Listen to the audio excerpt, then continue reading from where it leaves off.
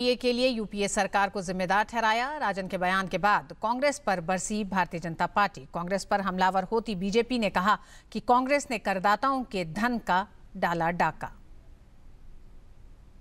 भारतीय reserve bank के पूर्व गवर्नर रघुराम राजन की ओर से बैंकों के बढ़ते एनपीए के लिए यूपीए सरकार को जिम्मेदार ठहराए जाने के बाद बीजेपी कांग्रेस के खिलाफ और भी आक्रामक हो गई है। एनपीए के लिए बीजेपी ने कांग्रेस और राहुल गांधी पर निशाना साधा है।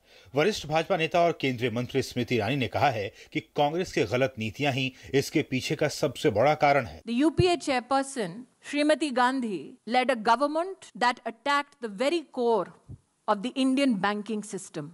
Raghuram Rajan has said that between 2006 and 8, the UPA functionings led to increased NPAs in the Indian banking structure.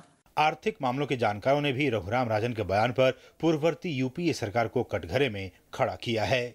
Earlier the system was that we were just putting the crisis, we were putting the problem under the carpet.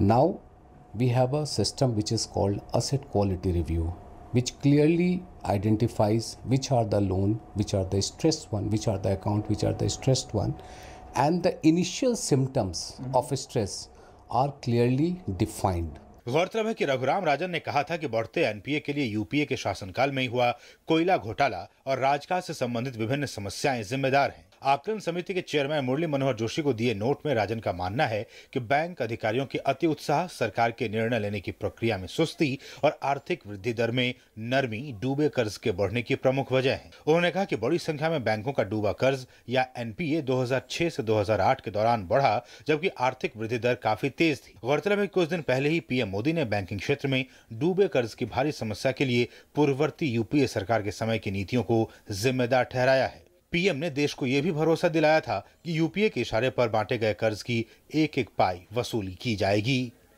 Abhishek Jha और विक्रमजीत सिंह के साथ news night desk, DD news.